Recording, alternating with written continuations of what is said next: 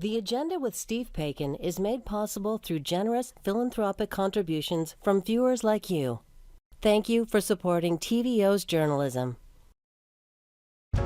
Tonight on The Agenda. The war in Ukraine is not just about the combat and the conflict in Eastern Europe. It's also part of an emerging Cold War between authoritarianism and democracy all around the world. Then, later on The Agenda. With this concept of a potential pandemic of Parkinson's disease, with the huge escalation of number of cases, that it is really going to be a significant public health issue. Also tonight.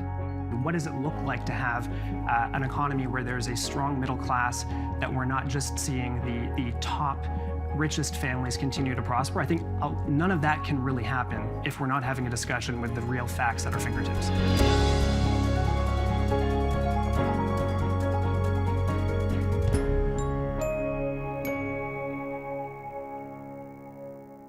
Journalist Tim Mak was there on day one of Russia's invasion of Ukraine. He was National Public Radio's war correspondent and most recently returned on his own as an independent journalist, founding the newsletter The Counteroffensive. He's here to give us a glimpse into life in Ukraine over the last 2 years of war and where we're at today. And Tim, we're so grateful you made some time for us here at TVO tonight. Thank you. Thanks for having me. Let's go back. Before Russia invaded Ukraine, you were sent by Kyiv, to Kyiv, rather, by NPR. When did you arrive? I arrived just hours before the full-scale invasion started. I arrived on one of the last commercial flights into Kyiv, and little did I know that the country's history would be written before my very eyes. I presume you were anticipating an imminent invasion. Well, you might remember that at that time, Western intelligence agencies were just screaming from every hill they could find, saying, Putin's going to invade, there's going to be a full-scale invasion. A lot of people, including folks in Ukraine and in Kyiv, didn't take that super seriously. And I remember kind of when we landed, there was even a sense that that it was all hype, that it wasn't going to happen. Mm-hmm. And that changed awfully quickly. There was this, like an aura of disbelief that this could actually happen in the 21st century in the heart of Europe, and yet it did. Did it shock you when it finally started? It really did. I mean, it shocked me on a geopolitical level, but on a personal level, too. I remember getting up, my editor calls at 3 o'clock in the morning saying, something's going on outside, you better get downstairs. And I remember being so personally shocked by this. I did the only thing I could think to do when I woke up, which is to stand in front of a mirror and brush my teeth.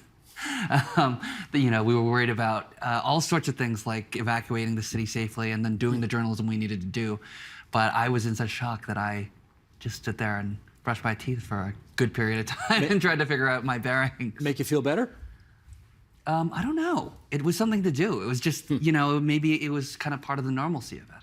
I'm sure I wasn't the only person in Kyiv trying to grasp the reality of the situation at the time. When the invasion started, how long did you think it would probably take Moscow to take over Kyiv? Well, the conventional wisdom at the time was that Kyiv could fall in 72 hours.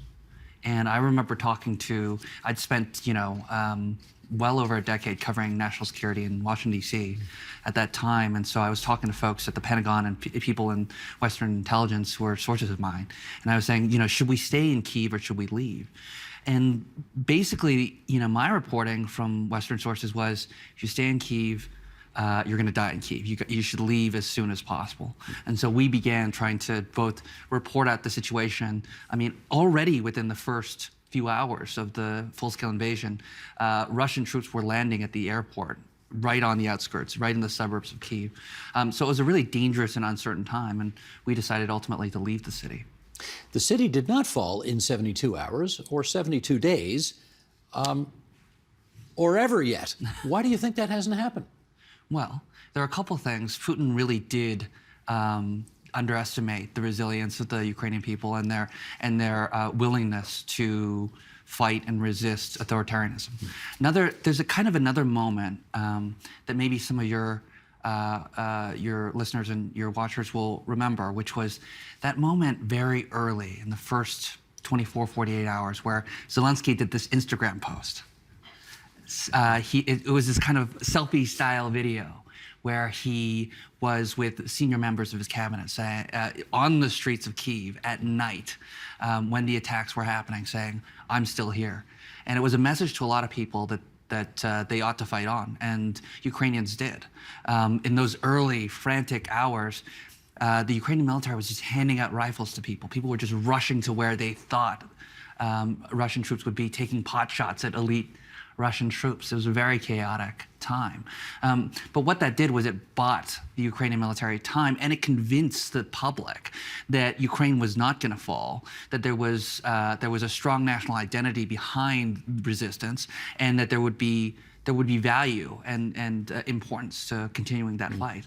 As of a couple of months ago, Ukraine says it's looking into more than 122,000 suspected cases of war crimes. And you have spent 8 months investigating one in particular. Tell us about it. Yeah, so while I was working for NPR, one thing we really wanted to do was, at the end of the first year of the full-scale invasion, come away with a kind of capstone project, one in which we could really say we sunk our teeth into an important topic. And so what we ended up doing was trying to solve a war crime by ourselves to illustrate how difficult investigators had it, as well as put a human face on what is just a statistic, right? Tens of thousands. At that point, it was 50,000. Now it's, as you say, well into the six figures. And how that evolved was, I just got a tip, like any prosecutor might or any investigator might. I was having lunch with someone in the town of Dnipro, and they said, you know, we heard this rumor about a guy with ties to France who had been killed on the 4th day of the full-scale invasion. You should take a look into it. All I knew was the village in which it happened, the small village called Nova Basan. We went out there, we canvassed the village, we spent months and months and months interviewing people, trying to look at open source intelligence, building sources in the Ukrainian military and in Western intelligence agencies, as well as the geeks that follow all the different kinds of Russian units, their military equipment, and so on. And what we were able to do was we were able to find out the story of this guy named Alexander Breus. He was a 28-year-old. He loved basketball and cycling. He even put out a really awful rap single that we played on the radio. He was much beloved by his fiancée and his sister and mother. And on the day that he was killed, he was trying to evacuate his fiancée and sister to Western Ukraine. He had the misfortune of entering this village that he wasn't from. He just happened to be passing through just as Russian troops, that column of Russian troops that was trying to encircle Kyiv, he entered this village of Nova Basan just as they were entering. He got out of his car, and according to an eyewitness and the evidence that we put together, he was shot in the back of the head and left to lay in the road for more than a month during the period of Russian occupation. And his body was only retrieved, and we were only able to investigate the circumstances of his death after Ukrainian forces liberated that area. Through a lot of reporting and digging, we were able to find a video of the Russian troops entering that village on the morning right after Alexander Breus was killed. And we were able to find 2 things in that video from a woman who videotaped this column entering her village that morning. One was there was a marking on one of the armored vehicles that was an O marking. And what that told us was that these troops were from what's called the Central Military District of Russia. And then looking at the outline of that vehicle, you'll remember I mentioned those geeks that track all sorts of Russian military vehicles and that sort of thing.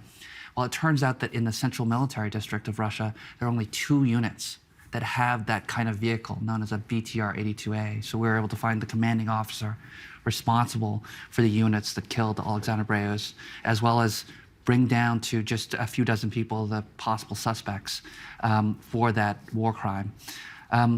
All of that is to say, we spent months and months and months and months to illustrate the human cost, but also to kind of show how difficult it's going to be to get justice and accountability long term for a case, for a single case, let alone now more than 100,000 cases. Well, this is the thing. First of all, you did an excellent job reporting on that story, and the world would not have known about it had it not been for your efforts. Having said that, this is one story of hundreds of thousands, and I wonder how do we get our heads around that much tragedy and injustice? I think you have to build it one story at a time. I mean, the statistic itself doesn't give enough color and meaning and impact when it comes to how many, 100,000 sounds like a lot, But then you think about the reverberating and the cascading impacts of each individual case, what it means for families, what it means for people, loved ones, what it means for the economy. There's all sorts of implications on each single case. And unless we build these stories and start telling them on a human level, I don't think it really affects us nearly as much.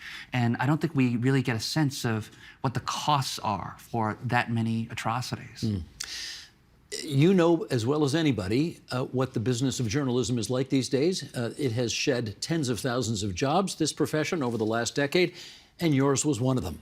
NPR downsized, and you got downsized. You decided to go back to Ukraine anyway to further your reporting, and you went back alone. How come?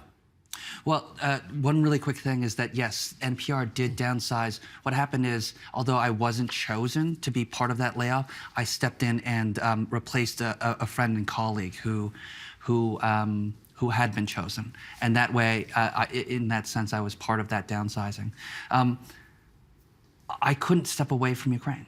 That I had kind of become attached to the story in ways that I guess journalists are expected not to, but I couldn't help but become so. I mean, I have a really complicated relationship with war correspondents. You know, for one, I'm a former soldier, former U.S. Army combat medic.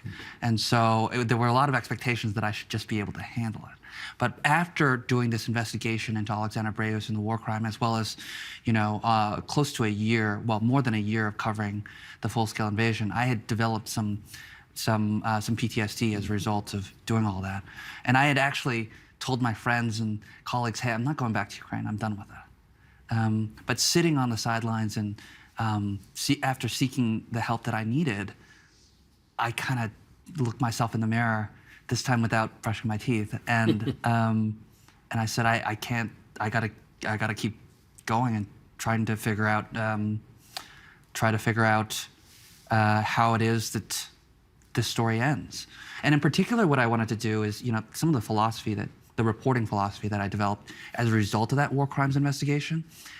I realized that this sort of journalism, this storytelling in which you center on the person and then use that connection and that empathy that readers might develop by going deep into human-centered reporting, that sort of journalism, we don't have nearly enough of it. I think, you know, one of the reasons why we have so many problems in the journalism industry is that we live in a time of an incredible proliferation of content and this happened today type information. Mm-hmm. What we're missing is something that artificial intelligence can't do, at least not now, and I don't think in the future, which is create a sense of connection and empathy, immerse ourselves into the human stories, get people to tell us the kinds of stories that no computer will be able to, you know, convince people to tell. And so that's why I started The Counteroffensive, which is a publication that just uses human-centered stories to tell the news of the war. We focus on the people first and use that to illuminate what's happening. How do people see The Counteroffensive?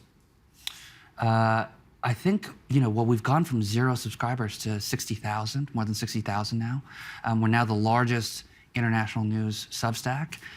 So we put out a twice weekly newsletter. I think that it's filling a need. I think it's filling a need for connection and a different kind. You know, one thing we don't do, we don't cover the booms and the bangs, right? We don't tell you, hey, the fighting moved from this village you haven't heard of to this village you haven't heard of. What we really want to do is we want to tell, you know, deep stories of things like, you know, one of our most recent stories that was well read was the impact of the cumulative impact of more than 2 years of sleep deprivation for people in Ukraine, and what happens and what the experience is of getting woken up in an irregular way almost every night because of missile strikes or the threat of missile strikes, and what that does physiologically and psychologically to people. We profiled Kyiv's leading sleep doctor in order to tell that story. These are the kinds of stories we're trying to tell. You've got a quote in that story from the well-known Alexander Solzhenitsyn, who apparently is quoted as having said, "Sleeplessness befogs the reason, undermines the will, and the human being ceases to be himself, to be his own I." This is the state that Ukrainians have been in for 2 years, yes? A state of sort of perpetual sleeplessness? Yeah, this is one of the hardest things for me to convey. People are asking, how are people doing? People here in Canada are asking, how are Ukrainians doing? And one of the things I find most difficult to convey, I tried to in the story, is just the level of physical exhaustion that not only soldiers on the front line, who many of whom, have had in the single digits vacation days since the full-scale invasion has started, and many of whom have been fighting since 2014, not 2022, been fighting since the annexation of Crimea by Russian forces. I cannot properly convey to you how exhausted, the physical toll of stress, anxiety, injury, mental trauma over that long of a period of time, how much that takes out of people. And not just soldiers, but everyone who's experiencing it, everyone who's been, who's had their lives tossed as a result of this full-scale invasion.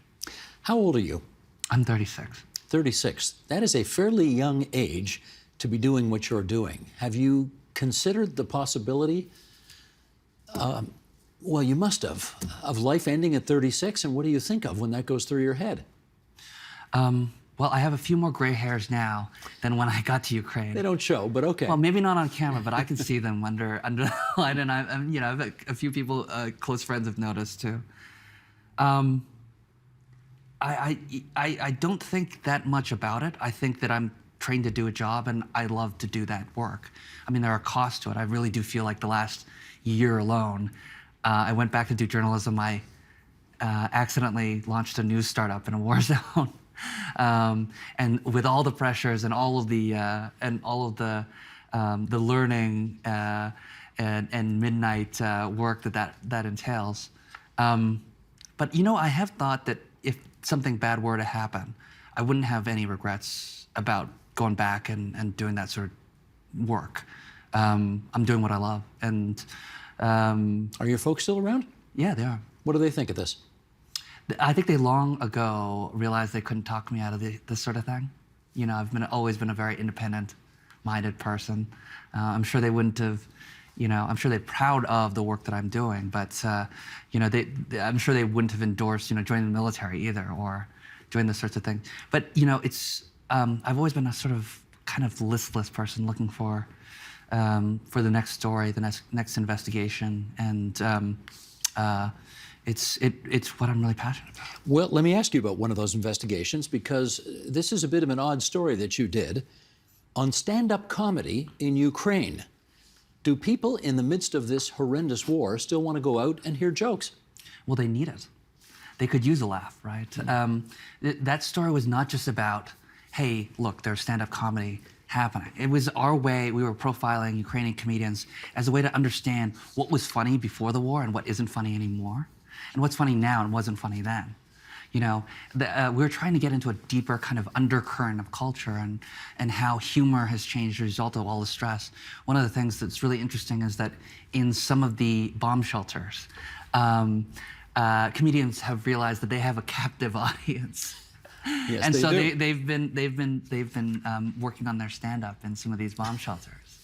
But things like a lot of comedians used to deliver their stand-up routines in Russian, in the Russian language. Now it's unheard of, except when they want to make fun of someone who they're portraying as a not particularly intelligent person, they'll deliver the lines in Russian or something like that.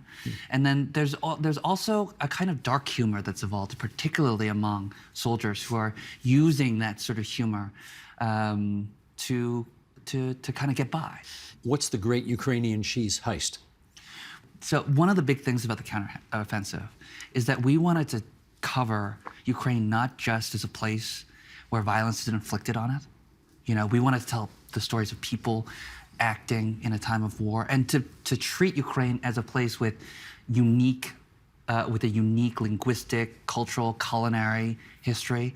And so we really wanted to do a story about the dairy industry in Ukraine. It's particularly prolific in Western Ukraine. But we wanted to describe how it almost felt like a heist in order to get cheese out of the country to attend the International Cheese Awards competition and get Ukrainian cheese tasted out there. It's a story not just about cheese, but it's a story about border policy. You know, getting Ukrainian cheese into Europe is a huge problem because of all the documentation and tariffs and so on. But also a story about the resilience of an industry where cows may be stressed out as a result of the war. There are all sorts of interesting threads you can pull on in that story, and that's what we tried to do. And how did Ukrainian cheese do in the European competitions? I think it got some awards. I don't think it was the ultimate winner, but I believe that Ukrainian dairy entrants did receive some gold and silver medallions as a result of their entry into the competition. Gotcha.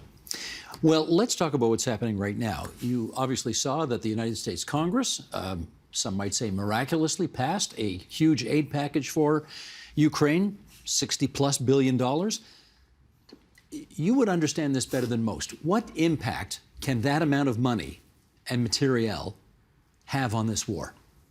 Well, first and foremost, I think what Ukrainian and Western leaders will try to do is stop the bleeding, right? And I mean that literally and figuratively. Right now, Ukrainian forces are reporting that that Russian troops are making serious progress in eastern Ukraine, in the Donbass region, and they've been able to make much faster progress than they had been in weeks prior. And that's because the Ukrainians are, simply put, outgunned. They are firing a very small percentage in response in terms of artillery that the Russians are firing. They don't want to run out of ammo. They want to run out of ammo, and effectively, in many cases along the front lines, they have run out of ammo. So the first priority for them will be to stop the advance of Russian troops, because the Russian troops have the initiative right now.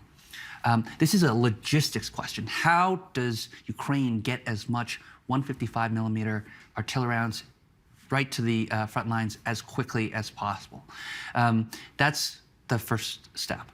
But the second step is for the Ukrainian military and political leadership to develop a broader strategy of what does victory mean and how are we going to get from here to there.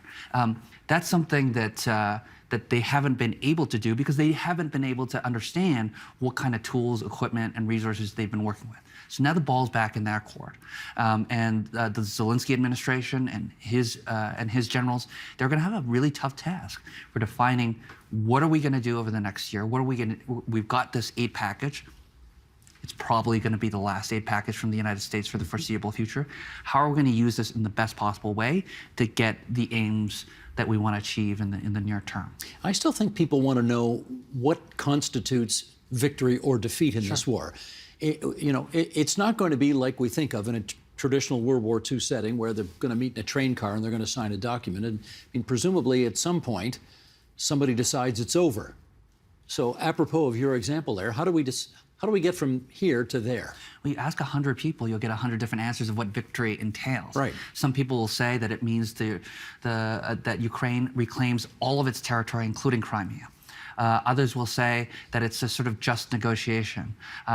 One Ukrainian official said something really interesting, saying that he defined victory as being able to get onto an aircraft in Kyiv, a plane, a commercial flight in Kyiv, and fly to The Hague, where he would observe war crimes trials at the ICC. So two elements there: the resumption of normal economic activity and accountability for the atrocities during the full-scale invasion. The Zelensky administration has taken a very hard line, which is to say this war isn't over until we've reclaimed everything. I don't know if reality is going to set in and force him to change his tune on that. Do you think that's just a negotiating position? Well, I think it's likely. I mean, right now we have very, very, very, very exhausted Ukrainian troops. They're going to need to make hard decisions like, are they going to mobilize hundreds of thousands of new soldiers, train them, and use them?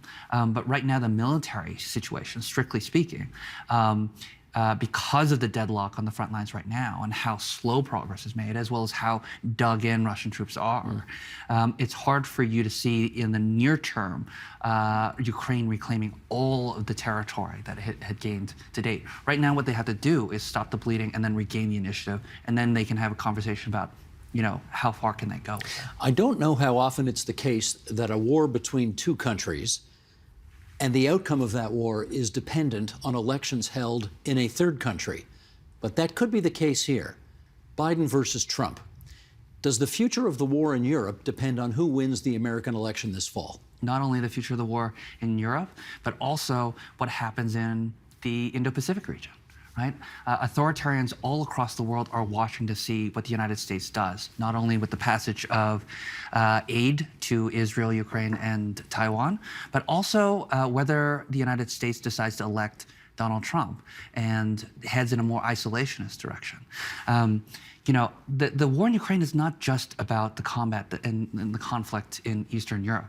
It's also part of an emerging Cold War between authoritarianism and democracy all around the world. It really does feel to me, I don't know if it feels like this to you, Steve, but it feels to me like we're entering a much more dangerous phase of global affairs.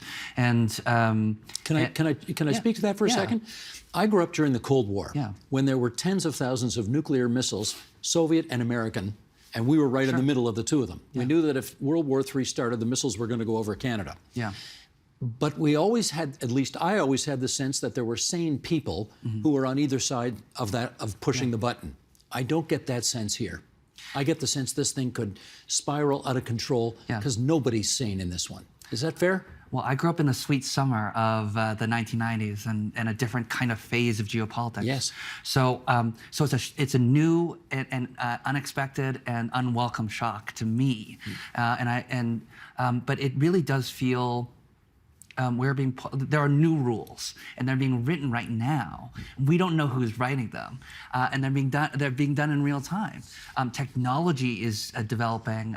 Disinformation is proliferating. I mean, in Ukraine right now, let me give you just one example of how out of control things feel. Is that drone technology is being developed and innovated in Ukraine at a dizzying pace.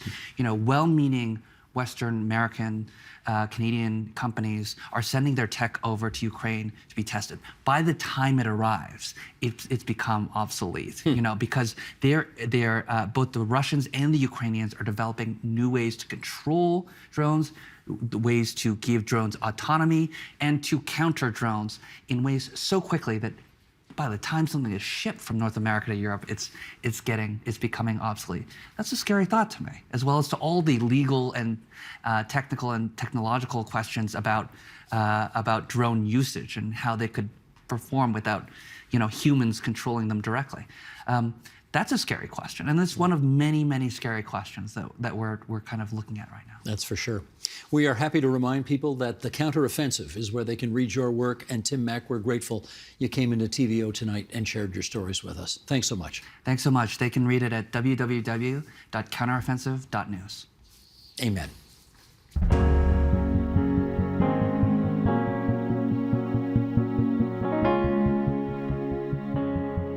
The escalating rates of Parkinson's disease, both globally and here in Canada, have led some researchers to warn that it is becoming a pandemic.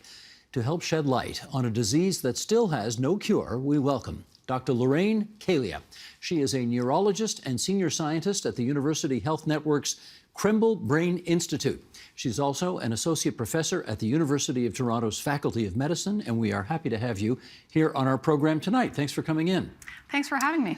Let's just, before we get you to answer some Q&A here, Sheldon, would you bring this graphic up and we'll do some of the 411 for background here. According to Parkinson Canada, this disease is the fastest growing neurological disease in the world. By the year 2040, the global prevalence of Parkinson's is expected to double from 6 million to 12 million. Its prevalence in Canada has increased nearly 50% over the past 10 years. More than 100,000 Canadians live with Parkinson's, and 30 more are diagnosed every day. But by 2031, which is not that far away, that number is expected to rise to more than 50 people a day, almost double where we are today. All right, let's learn more about this. What is Parkinson's disease? So first off, I mean, it's a disease that we need to know about for all of the reasons that you explained. The simple answer is it's a neurological condition that's really a brain disease that we categorize as a neurodegenerative disorder, meaning that brain cells die faster than normal. All of our brain cells are dying in adulthood, but in Parkinson's disease, a certain population of brain cells die faster for reasons we don't entirely understand. And as a consequence, people can have a myriad of symptoms: movement abnormalities, cognitive difficulties, constipation, mood difficulties. And so it's a disease that is progressive, and as you already mentioned, something that we don't have a cure for yet. Are you born with it, or do you pick it up some way later in life? And so that's a great question in terms of why do some people get it and some people don't. We know that there's a small proportion of people who have a very clear genetic cause, and so they will carry that genetic abnormality from birth, but for some reason not actually manifest the disease until adulthood. But the majority of people probably develop the disease for a combination of different reasons that include environmental exposures, a combination of genetics, and in some cases, I mean, just overall kind of a bad luck of a combination of things. So in most cases, when people come to the clinic and get diagnosed with Parkinson's disease, their first question is, why me? And really at this point in time, for the vast majority of people, we don't have a really good answer as to why. What role does dopamine play in all of this? Yeah, so dopamine is central to this condition. Those brain cells that have a tendency to die faster than normal, they are brain cells that make the chemical dopamine. And we all have dopamine in our brain. We all need it for a variety of things. But because these brain cells die faster, there's then less dopamine in the brain. And as a consequence, the symptoms that people have with Parkinson's are as a consequence of primarily dopamine deficiency or a lack of dopamine in the brain. Apparently, if you're on TikTok a lot, you get a hit of dopamine. Is one of the cures to Parkinson's potentially just spend a lot of time on TikTok? Definitely not. It was a bit of a facetious question. Yes, of course. Yeah. But I mean, to your point though, things that can kind of boost dopamine are not necessarily a cure for Parkinson's, but can be helpful. So exercise would be one example. So there's probably a variety of reasons why exercise is beneficial for people with Parkinson's disease, but one of the consequences of exercising is a release of dopamine, and many people who have Parkinson's and exercise will clearly tell you how much better they feel after they exercise, as we all feel better when we exercise, and in part that's probably because of this extra dopamine release. Who was this guy Parkinson anyway? Yeah, so I mean, he was a physician from the early 1800s. He described this disease in 1817 with an essay on what he called the shaking palsy. He was a bit of a Renaissance man, as I think most physicians were at that time, a chemist and a geologist. But he had observed 3 people in his clinical practice, 3 people on the streets of London, not his own patients. And from what he observed of these 6 different patients, put together basically a constellation of observations that he then described as this disease. It was the a preeminent neurologist in the 1900s, Charcot, who decided that this disease should be named after him because he was the first person who really described it clearly in a clinical context, although we know from ancient writings, Indians and in China, these descriptions were actually made back in 1000 BC. Right, so this goes way back, but yeah. James Parkinson was the guy who got his name put on it. Yes, and he laid it out very clearly. And there's many observations that we all find quite fascinating that he made just from looking at people that have held true in terms of what the disease is till today. If you had a parent who died of Parkinson's, how likely are you to get it? That's a great question, and often a question that people ask, because a lot of people will have family members who have Parkinson's disease. The straight answer, if we don't look at specific genetic testing, is you probably have a 3 times chance of what people who don't have a family member. And if we kind of use numbers, so if you're 60 or older, you have a 1% chance of getting Parkinson's disease. So 3 times might seem like a lot, but ultimately it's 3% chance, so it's still a far minority. But going back to the genetics question, we do know now that about 10% of people will have an identifiable gene that causes their Parkinson's disease. And in some cases, we can actually test for that gene. And, some of the optimism that we have in the field is that there are treatments that are in development for people who have genetic forms of disease. And we wonder whether or not it may be there where we have the first breakthroughs for treatments that actually can prevent the progression of the disease. True or false? Most people who get this are over age 60. So the answer to that is true, but I just want to emphasize that it's not only people over age 60. So the majority of people, for sure, age 60 and over are the people who get Parkinson's, and we know that the risk for Parkinson's increases with age, so you have a higher risk of getting Parkinson's when you're 80 versus when you're 60. But I think this is Parkinson's Awareness Month, and I think one important thing to make people aware of, in addition to everything that we're talking about, is that Parkinson's disease is not only a disease of people who are 60 and older. Many people in their 50s, in their 40s will actually develop Parkinson's disease. It will look different, but obviously it has huge impacts on people at that age. They're starting, they have families, they're in the middle of jobs, and their needs might be different than people who are 80, and we have to kind of be aware of that and make sure that we approach the needs of those patients in an appropriate way. What's the youngest person you've seen or treated who has Parkinson's? The youngest person that I've treated is in their 30s, but I do know my colleagues at the Hospital for Sick Children do see, rarely there's patients who can manifest disease in their teens. If you get it when you're younger and therefore presumably more vigorous, Yep. are you able to, fight it off better? Yeah, so it's interesting because in general, the earlier you develop the disease, it appears that the progression of your disease is slower. So it seems a little bit counterintuitive because you think of somebody developing a disease early, and that means that they're going to have years and years of this disease, and things are obviously progressing. But actually, the rate of progression is slower the earlier you get it compared to the later you get it, and we don't understand that at all. But compensatory mechanisms, I think, and some resilience that you have at a younger age, may be reasons why that would be the case. How difficult is it to diagnose? In some cases, it's very straightforward. I don't advise this, but I have some patients who come to me when they saw their first neurologist, and they're told, "I could tell from the waiting room that you had Parkinson's disease." That's not the way to diagnose Parkinson's disease, although one could argue that's the way that James Parkinson's diagnosed Parkinson's disease with patients that he saw on the street. But it requires a combination of things. Basically, what I see in the clinic, so what the actual physical findings are on examination, what the patient tells me in terms of the way things have progressed for them over the past couple of months to years, and then also looking for features that tell me it's not Parkinson's disease. Often I talk about and many of us talk about there being a test of time, because really what helps us making a more definitive diagnosis is how the disease progresses and how it responds to medications. But right now, today, we don't have a blood test or a brain scan that we're able to do and then definitively say, yes, you have Parkinson's disease, or no, you don't have Parkinson's disease. And so one of the major unmet needs in Parkinson's disease research is having a clear diagnostic test. In the same way that Alzheimer's is a particular type of dementia, is Parkinson's a particular type of, something else? Well, they're both neurodegenerative diseases. And so the parts of the brain where brain cells die faster in Alzheimer's are different than in Parkinson's, which is why they look different. But again, I think an important kind of awareness piece is we often think of Alzheimer's disease and dementia and Parkinson's disease and movement problems. But in fact, Parkinson's disease can very much be associated with cognitive impairment, and that might be mild early in the disease. But for many patients, studies have shown that 10 years into this disease, approximately 80% of people will actually have dementia.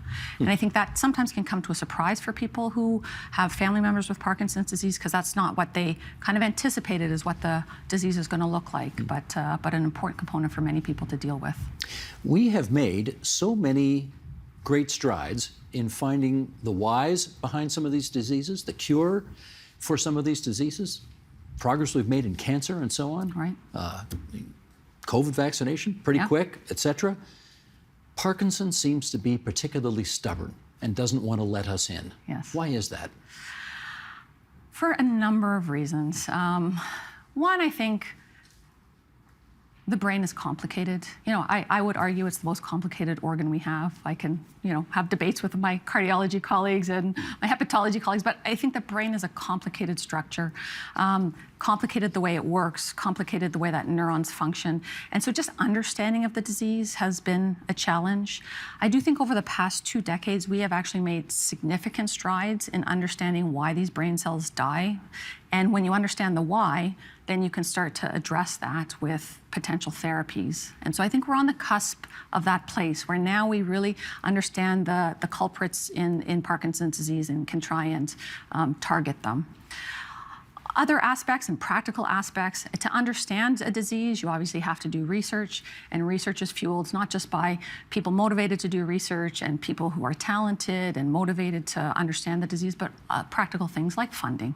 And Parkinson's disease, I'd say, has been underfunded in comparison to other conditions, in part because I don't think there's a lot of awareness in terms of what the needs are. And I think earlier on, many people weren't really touched by Parkinson's disease, so it seemed like a kind of quiet disease, a silent disease that maybe didn't really need to be addressed.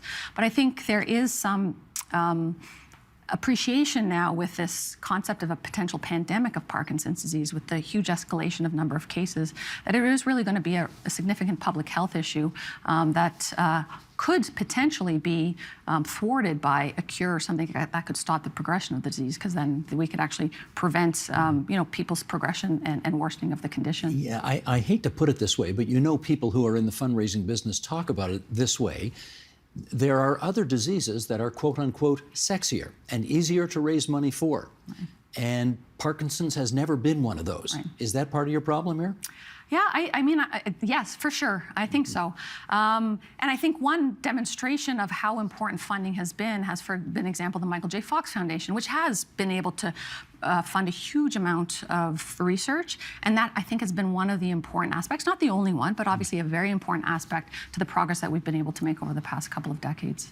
A blood test. How close are you to that game changer? So I think the field is close. I think obviously Alzheimer's disease is closer to having a blood test that they're going to be able to use. People often talk about us being a little bit behind Alzheimer's disease, which we typically are, again, probably due to the amount of research that's going into the area. But there are tests right now that look quite promising, where you take either a piece of skin or some spinal fluid that may be quite useful for diagnostics. We appreciate that that's not going to be the most practical approach, and there is initial work, interesting research that's looking like we can probably tweak that test to be able to do a similar test out of blood. And so I think it's going to be, within the next several years, I do think it's going to be a game changer in terms of us being able to diagnose the disease more definitively. And I think where people are very, very excited, and this won't have implications for people who have Parkinson's today and now, but that we may be able to diagnose the disease very, very early, even before I would make a diagnosis in clinic. And so then it opens up the possibility of prevention. One of the things we did see during COVID is that research facilities and research teams all over the world worked together in an unprecedented fashion, and they made a hell of a lot of progress pretty quickly. Yeah. Is any of that happening with Parkinson's? It is, and I think it's super important. I mean, back in the day, people would work in silos, and each individual researcher could make some progress, but the actual scientific fields, the technologies, each person's expertise is so individualized and specialized now that for us to really be able to make progress, we have to work together. There's no doubt about it. And so there is more and more, not just work along collaborations within institutions or across countries, but more there is global collaboration. And I think this is clearly going to be key for us to make more progress. Just finally, you ever met the federal health minister, Mark Holland? No, I haven't. Okay, he's sitting right over there. What do you want to tell him? First thing I'll tell him is I had an opportunity this week to spend some time at Ajax at a senior center. That's his writing. I know, and I'll just say that his constituents were friendly, enthusiastic, and wonderful to spend time with. But when I asked the people in the room how many of them have been touched by Parkinson's, half of them raised their hand. And so I just put that out there for him to know about his seniors group constituency. And what I would ask him for is putting Parkinson's disease high on his agenda, especially from a CIHR point of view, for consideration of CIHR? CIHR, the Canadian Institute of Health Research. Got it. For funding. I think that understanding the disease further, funding research that's going to really push us towards finding actual therapies is what we need in this field. Gotcha. Well, we thank you for coming onto our agenda tonight and helping us understand this much better. Thanks for having me. That's Dr. Lorraine Kalia, neurologist, senior scientist, University Health Network's Krembil Brain Institute. Thanks so much. Thank you.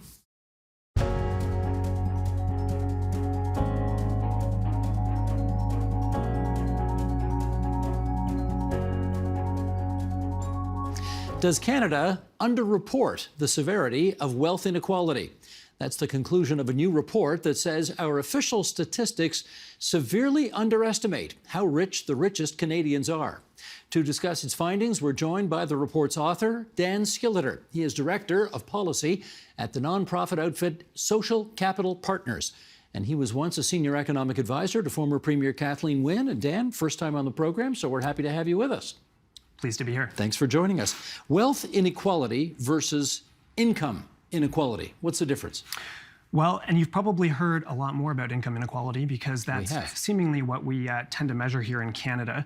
When we're talking about income, we're really talking about, on an annualized basis, how much money an individual is bringing in. And for most Canadians, that is in the form of wages. So it's measured. If you've ever filed a T4, chances are, that is what we really mean when we're talking about income. When we're talking about wealth, it's a measurement that does change year to year. However, it's really an aggregate measurement of how many assets a family has. We don't measure wealth with individuals in Canada, we measure it by family. And so that's not just about the amount of money in a bank account. That is the entire kind of portfolio of assets that a family, especially a wealthy family, might have. So we're talking real estate, we're talking stocks and bonds, we're potentially talking about luxury vehicles and even an art collection. All of that together in aggregate would represent an individual's, or rather a family's, wealth in Canada. Why do you think it's important to make the distinction? Well, they're both, I don't want to underplay income and income inequality. I think that they're both important measures. But I do think that our fixation on income is leaving out part of the picture. I think with wealth, it can matter a lot more for an individual's life in terms of how it impacts you. You could be a relatively high income individual. There's certainly a correlation between accumulating wealth and having a high income, but that's not always the case. So for instance, wealth can accumulate over many generations. In fact, it does.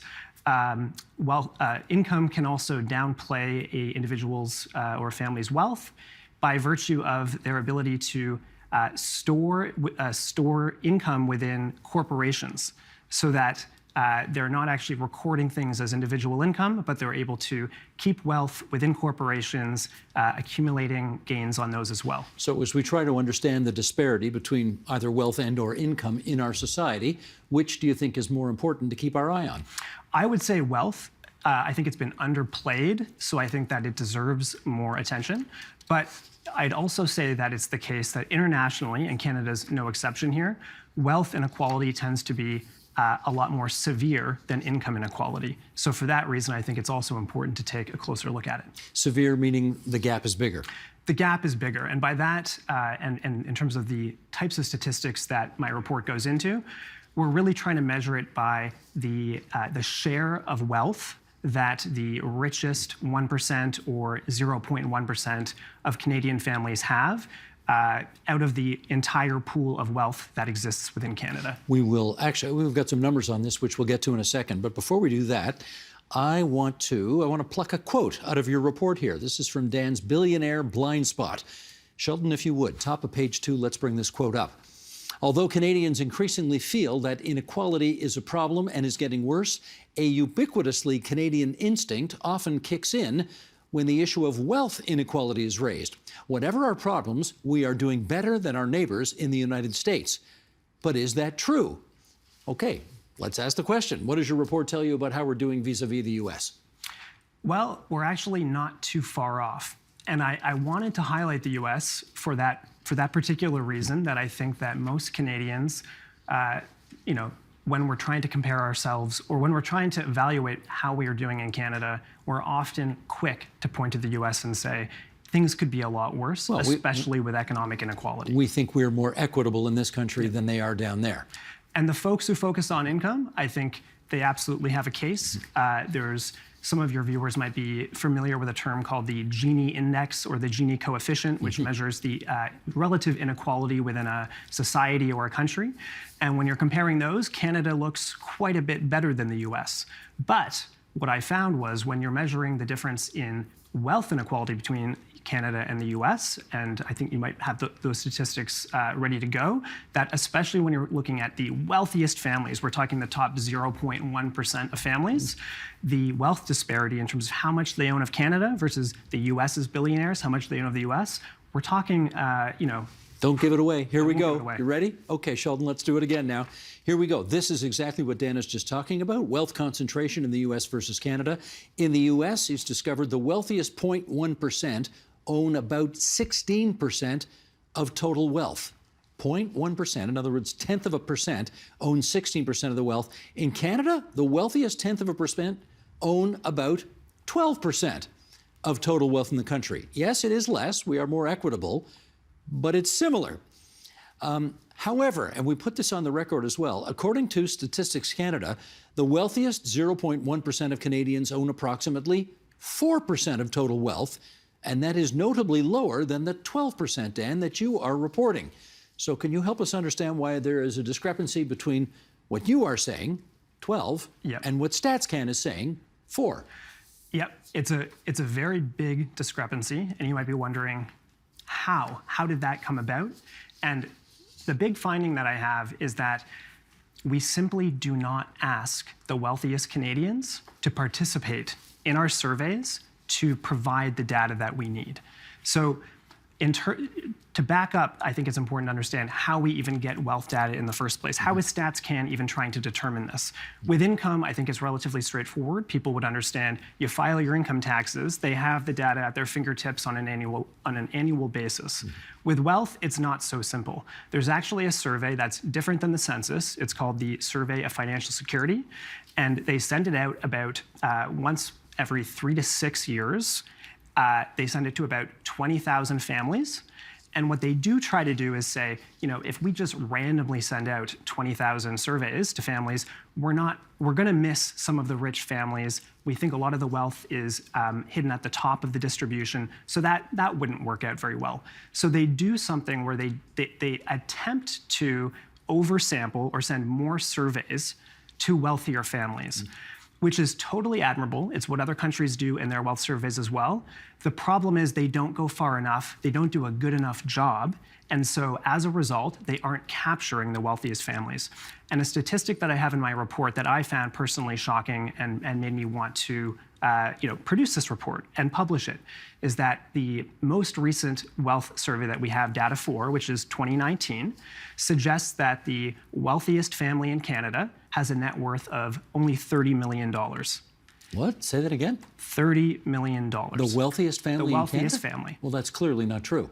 Clearly not true. And we have at our fingertips on a, I think, annual basis, things like the Forbes billionaire list, which will show with, they're not 100% accurate in terms of their valuations, but they certainly show that Canada has a very strong performance in the international world of billionaire families who have tens of billions of dollars of assets.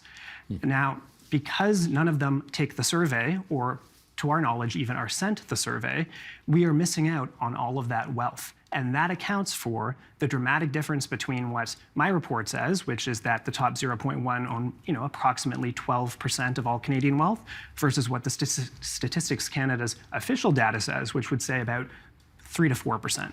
So this is the billionaire's blind spot. That is precisely right. That's the blind spot. Is there anything StatsCan can do about, I guess in your view, making their numbers more representative of what's actually happening on the ground? They absolutely can, and in my report I make 3 recommendations, but the most important one, the keystone recommendation, would be you gotta survey those billionaires. Now, how do you get to them, Dan? Luckily, so like I said before, Statistics Canada has already done a good job in setting up the, let's call it the plumbing or the infrastructure of how they do these surveys. They don't randomly send them out to begin with. They use income tax data that they have of families to determine who they think is wealthy and who they think is, middle income, who's low income, so that they can target richer families to send the survey to. But the way they target it right now is they say, we're going to target the top 5% of families in terms of wealth. That's about 500,000 families, and on the low end, they would have a net worth of about $2.5 million. don't get me wrong, that's a decent chunk of change and it's wealthy, but it's a far cry from targeting billionaires. So what I would suggest is for the next survey, which I think they'll be starting soon, they should recalibrate how they're doing this, and they should target families in the top 0.001%. They should go out of their way to make sure that surveys are getting in the mailboxes of billionaires. The follow-up question we should ask here is, why do you want this information? And my inference that I draw is, you want this information because you want to know who you can tax harder. Is that right? That would be one of the reasons we might want to do that. But I would say that one of the main impetuses for this report was that it was trying to shine a light on something that we just don't even know much about. Like I said, we think that inequality is at a certain level in Canada. It's certainly better than the US. And we don't even look at wealth inequality, in part because the data is so hard to access. We only get a glimpse at it every 3 to 6 years. And we happen to know that it is quite inaccurate. So I think that the discussion that we should be having about what is fair, what is a strong economy, what does it look like to have an economy where there's a strong middle class, that we're not just seeing the top richest families continue to prosper. I think none of that can really happen if we're not having a discussion with the real facts at our fingertips. Okay, that's one recommendation. You want to hit us with another one? The other two are simpler. The second one would be, once you have the survey in a place where it's going to give you some accurate data, don't just put it out every 3 to 6 years. I'd say that's a big gap in the data, and that's one of the reasons why it's hard to keep track of the changing trends. Let's do it a little bit more frequently, maybe every other year. Every other year. Okay. Yeah, it requires interviews with families. It's a big operation to run the survey, but I certainly think we can do better than every 3 to 6 years.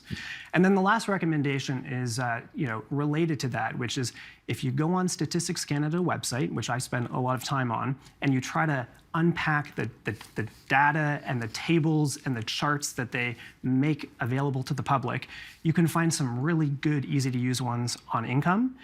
You do not find that with wealth.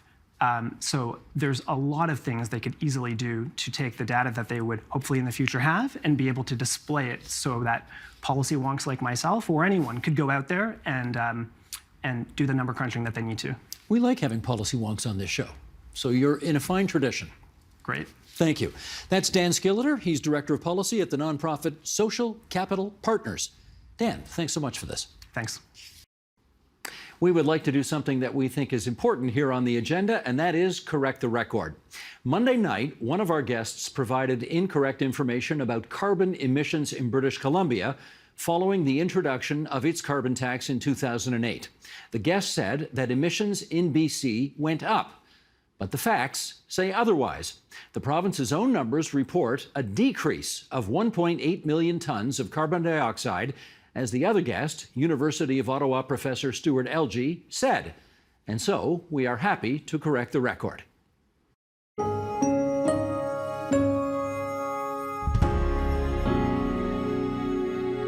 Tomorrow on the agenda. The guy at the center of all of this is, of course, the Speaker of the Legislature, who most of the time nobody ever notices or thinks about or talks about, because his job there is to sort of keep order and make sure the place runs smoothly. But Ted Arnott is really in the eye of the hurricane here. How come? This is his job. That's tomorrow on the agenda.